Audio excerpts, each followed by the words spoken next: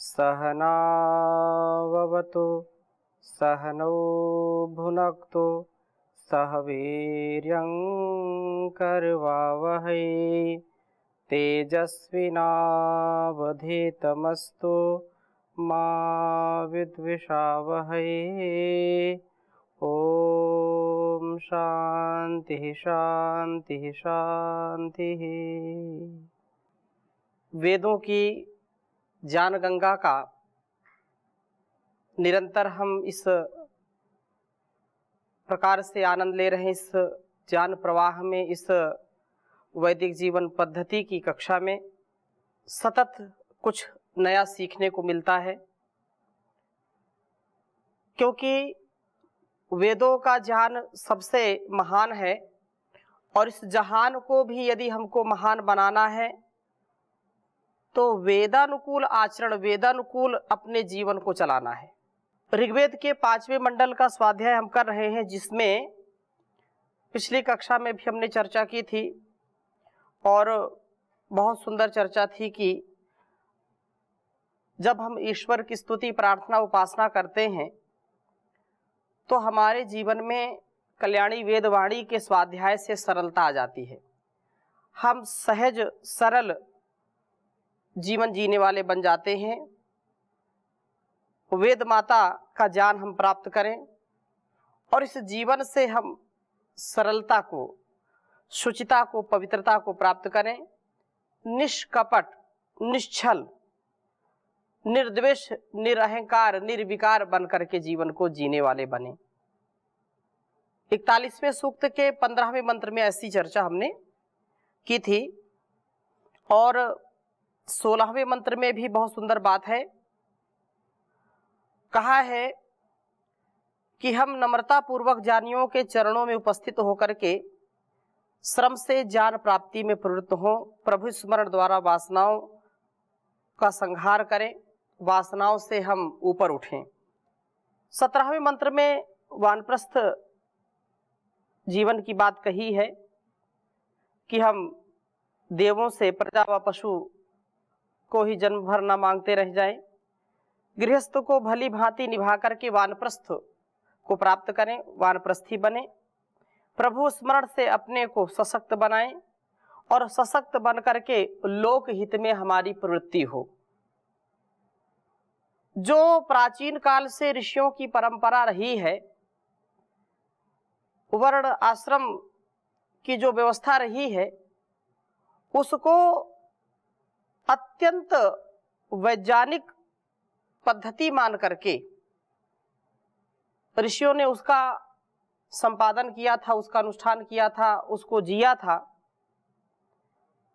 और जीवन को वास्तव में 4 भागों में जो बांटा है ऋषियों ने, अब क्योंकि संकीर्ण विचारधारा के लोग हो गए, तप, त्याग, बलिदान की परंपरा में शिथिलता आ गई, जिसके कारण अनेक कष्टों को भोगना पड़ता है। प्राचीन काल की जो परंपरा थी, वैदिक काल की जो परंपरा थी, उसमें पूरे जीवन को 4 विभागों में बांटा जाता था। प्रथम ब्रह्मचर्य आश्रम, दूसरा वैवाहिक जीवन गृहस्थ आश्रम, तीसरा वानप्रस्थ आश्रम और चौथा संन्यास आश्रम। यह व्यवस्था व्यक्ति के उत्थान के लिए भी, समाज और राष्ट्र को भी उन्नत बनाने के लिए बहुत आवश्यक परंपरा थी। आज भी कहीं कहीं इसका निर्वहन लोग कर रहे हैं, परंतु प्रायः इसमें शिथिलता आ गई। लोगों ने अपने इस कर्तव्य को भुला दिया और अपनी सनातन पुरातन परंपरा को भुलाने का काम किया, जिसके कारण आज व्यक्ति स्वयं भी दुखी है, उसका परिवार भी दुखी है, समाज भी दुखी है, राष्ट्र और संसार को भी वह दुखी कर रहा है। हम इस वेदवाणी के द्वारा अपने जीवन की गति प्रगति करें, अपने को सशक्त बनाएं, संस्कृति की रक्षा करें, क्योंकि यदि हमने अपने संस्कृति संस्कारों की रक्षा नहीं की, अपने सनातन परंपरा की रक्षा नहीं की, तो संसार में कोई भी व्यक्ति, कोई भी देश, कोई भी समाज जिसने अपने आप को नहीं संभाला, वह कालांतर में बहुत बड़ी हानि को उठाया उसने। इसलिए हम इस वैदिक परंपरा के संवाहक बने, वैदिक परंपरा में जीने वाले बने और वेदों के आदेश, उपदेश, निर्देश को आत्मसात करने वाले बने। आज हम ऋग्वेद के 5वें मंडल के 41वें सूक्त के 18वें मंत्र का स्वाध्याय करेंगे। सुमति व वेदवाणी की ओर हम लौटें, ऐसी प्रार्थना यहाँ पर की है इस वेद मंत्र में। प्रथम वेद मंत्र लिखता हूँ आपके समक्ष, फिर चर्चा करूंगा। ओम ताम वो देवाः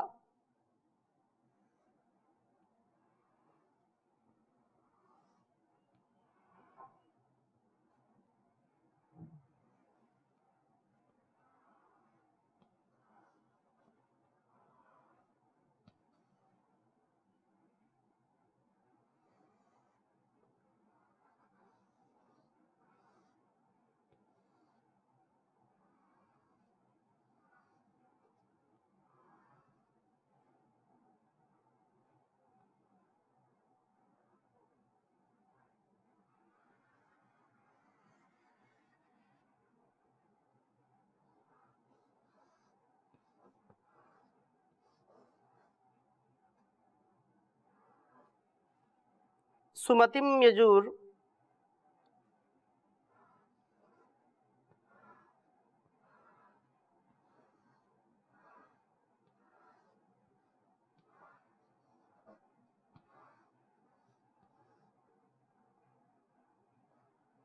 सुमतिम ऊर्जयंतीम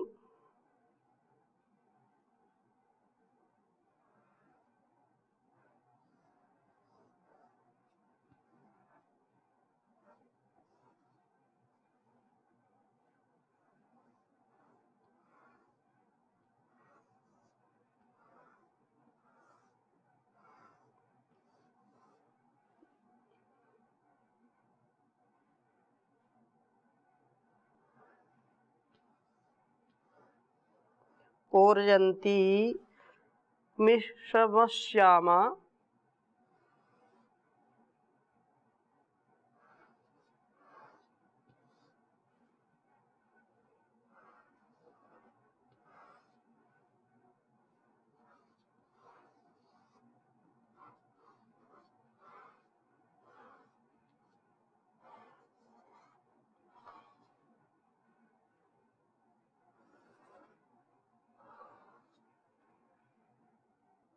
वसवः शशागोः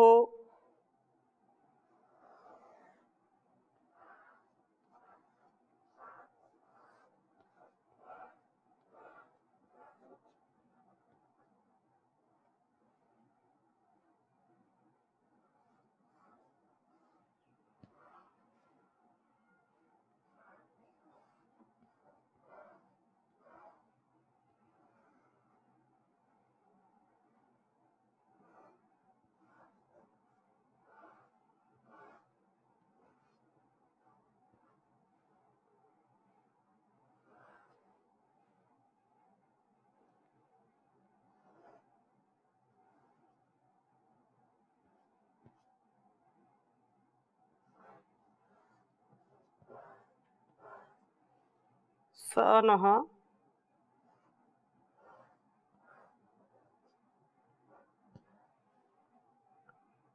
सुदानुमृष्टयन्ति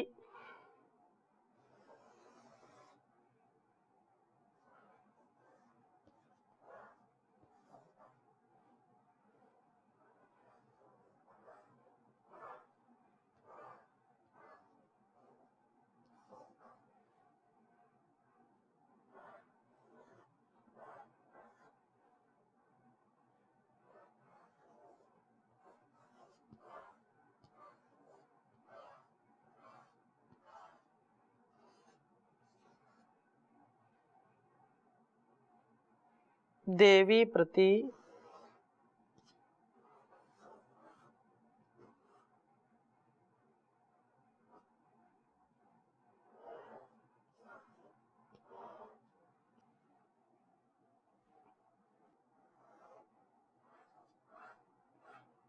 देवी प्रति द्रवंती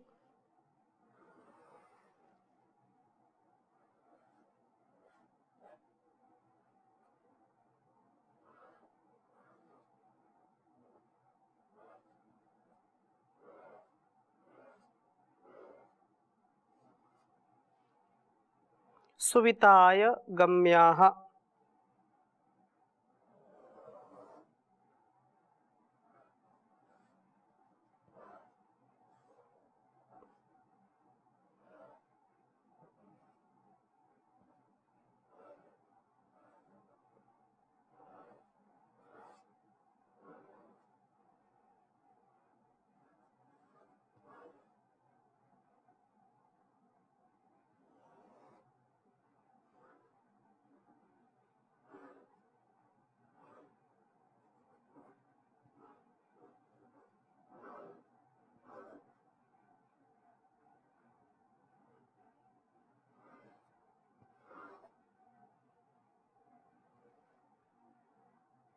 ऋग्वेद के 5वें मंडल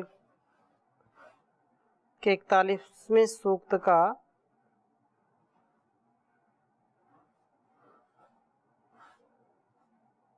यह 18वां मंत्र है।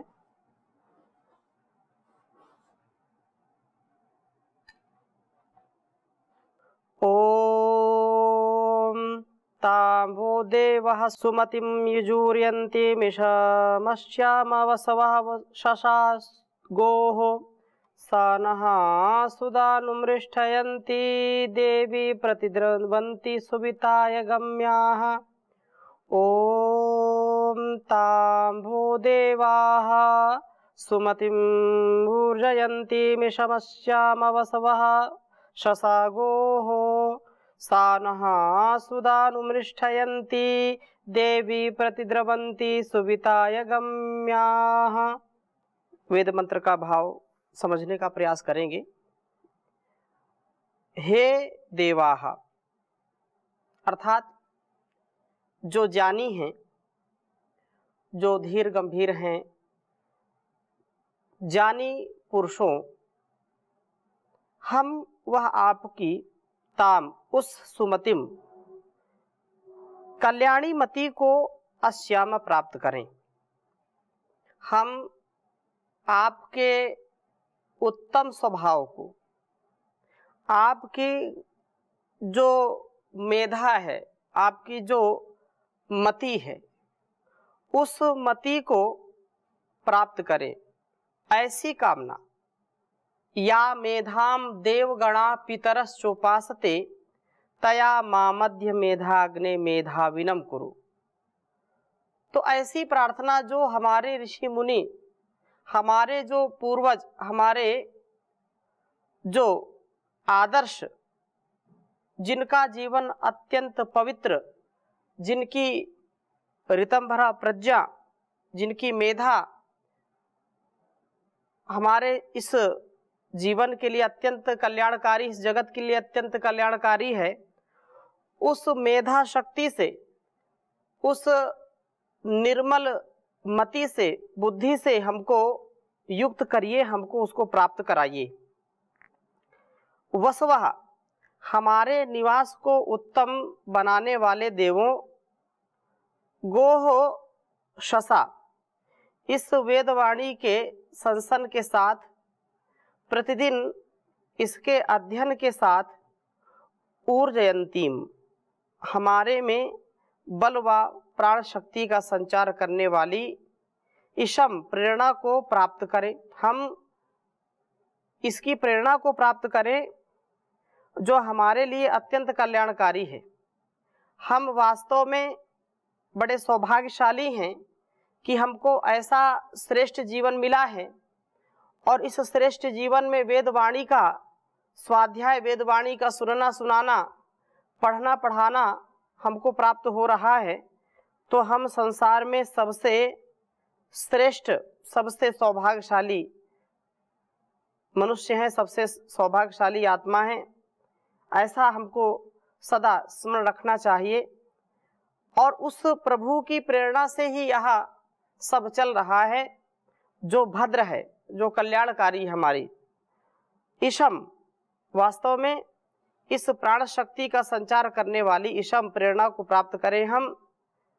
सा वह वेदवाणी रूप गौ न हमारे लिए सुदानुर अच्छी प्रकार से बुराइयों का शंसन करने वाली, बुराइयों का हिंसन करने वाली है, नष्ट करने वाली है। तो हे बुराइयों को नाश करने वाली गौ अर्थात वेदवाणी मृडयंती, यह हमारे जीवनों को सुखी करने वाली हो। यह वेदों का स्वाध्याय हम करते हैं और यदि हमारे जीवन में सुख शांति आनंद नहीं है, यदि हम इस जीवन को सौहार्द से नहीं जी पाते हैं, यदि कुंठा में जीते हैं, ग्लानि में जीते हैं, दुख में कष्ट में जीते हैं, तो इसका तात्पर्य यह है कि वेदों का जो स्वाध्याय है, जो हम सुनते हैं, उसका प्रभाव हमारे ऊपर नहीं पड़ रहा है। यदि हम दवा खाते हैं और रोग नहीं जाता है, तो कहीं ना कहीं कोई ना कोई ऐसी कमी है जिसको हम नजरअंदाज कर देते हैं, जिसको हम देखते हुए भी वैसा विधि और निषेध का पालन नहीं कर पाते कि यह रोग हो गया है, इस रोग में इन इन चीजों को नहीं खाना, ऐसा नहीं खाना, वैसा नहीं खाना, अब नहीं खाना, तब नहीं खाना। अलग अलग के जो संयम के पाठ पढ़ाए जाते हैं, वे संयम के पाठ वे जब धारण नहीं होते, व्यवहार में नहीं उतरते, तो दवा कितनी भी खाएं, वे रोग कभी भी जाते नहीं हैं। थोड़ी देर के लिए चले गए, फिर आ जाते हैं। तो ऐसे ही बुराइयों का समूल नाश हो जाता है यदि हम वेदों के संदेश को सुनते हैं और सुन करके उसको तद्वत आचरण करते हैं। अर्थात जैसा सुना, जैसा देखा, जैसा जाना, जैसा माना, जैसा अनुभव किया, उसको वैसा ही अपने मन में, अपनी वाणी में, अपने व्यवहार में उतारने का प्रयत्न करना। कुछ संदर्भों में हम केवल सुन सकते हैं, उसका अनुभव कर सकते हैं, लेकिन उसको देख नहीं सकते, दिखा नहीं सकते, स्थूल रूप में वह चीजें नहीं होती हैं। तो उनमें भी अविश्वास करने की आवश्यकता नहीं है, क्योंकि इतनी संख्या में अतीन्द्रिय चीजें जिनको इन इंद्रियों से अनुभव नहीं किया जा सकता, तो क्या वो नहीं है? वो हैं, जरूर है। केवल ज्ञान का पर्दा हटाने की आवश्यकता है। जो पर्दा लगा हुआ है सामने, इस पर्दे को हटाएं तो ज्ञानमय बन जाएं। और जैसे ही ज्ञान, हमारा विवेक, हमारा जो दृष्टिकोण है, वह जब दिव्यता भव्यता को प्राप्त होता है, तो निसंदेह व्यक्ति सच्ची डगर में चल पड़ता है। उसको संसार की कोई उलझने, कोई संसार की ताकत उसको झुका नहीं सकती, उसको कोई भी संसार में पराजित नहीं कर सकता। वह सदा सर्वदा विजयी होता है, विजय को प्राप्त करता है। इसलिए यहाँ प्रार्थना की है कि वेदवाणी का हम स्वाध्याय करें, तो वेदवाणी सुदानुरिहि, अच्छी प्रकार से बुराइयों का नाश करने वाली हो, और बुराइयों को नाश ही केवल न करे, यह ऐसी मृडयंती, मृड सुखने, तो यह हमारे जीवन को सुखी करने वाली हो। दुखी न होना है, न किसी को दुखी करना है। कुछ लोग इसी का ही काम करते रहते हैं, स्वयं दुखी रहेंगे, अपने आप से दुखी रहेंगे कि मैं छोटा हूँ, मैं मोटा हूँ, मैं काला हूँ, मैं गोरा हूँ, मैं ये हूँ, मैं वो हूँ, मुझको भगवान ने ऐसा क्यों नहीं बनाया, मुझको धन क्यों नहीं दिया, मुझको इतना ऐश्वर्य क्यों नहीं दिया, मैं बहुत दुबला हूँ। ऐसा ही वो कुछ कुछ विचार करते रहते हैं। मेरा घर अच्छा नहीं है, मेरा मित्र अच्छा नहीं है, मेरे संतानें अच्छी नहीं है, मेरी बहू अच्छी नहीं है, मेरा बेटा अच्छा नहीं है, मेरी पत्नी अच्छी नहीं। ऐसे ऐसे बिना मतलब की चीजों में ध्यान लोगों का जाता रहता है और उससे दुख मिलता है। इसलिए जो मिला है, जैसा शरीर मिला है, जैसी वाणी व्यवहार, जैसा सामर्थ्य हमको मिला है, उसको हम प्राप्त करके ईश्वर का धन्यवाद करें। जैसे हमारे घर परिवार, मित्र, पुत्र पौत्र, पति पत्नी, भाई बहन, बेटा बेटी, जो कुछ भी उस ईश्वर की महती कृपा से मिला है, उसमें सुख दुख, मान अपमान, लाभ हानि, जय पराजय सबको सहते हुए अपने कर्तव्य पालन में सदा आगे बढ़ने से उन्नति होती है। इसी में सुख की प्राप्ति होती है, इसी में बुराइयों का नाश होता है। ये जो वेद मंत्र का अभिप्राय है, यही संकेत हमको यहाँ से मिल रहा है। तो हमारे लिए इन बुराइयों का नाश करने वाली हो यह देवी, या प्रकाशिका, ज्ञान का प्रकाश करने वाली, आवरण को नष्ट करने वाली कल्याणी वेदवाणी प्रति द्रवंती, प्रतिदिन हमारी ओर आती हुई अथवा वासनाओं पर आक्रमण करती हुई सुविताय, सुवित के लिए, सदाचार के लिए, यहाँ शुभ मार्ग पर चलने के लिए, गम्याहा हो, प्राप्त हो, अर्थात यह जीवन इतना सुंदर हो जाए कि हर प्रकार से हम उत्कर्ष को प्राप्त हो, हम देवों की कल्याणी मति को प्राप्त करें, जिसकी कामना हमारे ऋषि मुनि करते थे। प्रीतम्बरा प्रज्ञा से युक्त हो जाए हम, जो श्रेष्ठ विद्वानों का संग, उनकी शरणागति से हमको ज्ञान मिलता है, जो विवेक मिलता है, जो प्रखर मेधा के हम धनी हो जाते हैं, वही वास्तव में संसार का सबसे बड़ा सुख का साधन है। क्योंकि विवेक वैराग्य से ही व्यक्ति सुखी रह सकता है, आनंद को प्राप्त कर सकता है। ज्ञान प्राप्ति में प्रवृत्त होकर के प्रभु प्रेरणा से बल प्राप्त करें। यह कल्याणी वेदवाणी, ज्ञानवाणी हमें अशुभ से हटाकर शुभ में प्रवृत्त करे और इस प्रकार से हमारे लिए कल्याणकारी हो।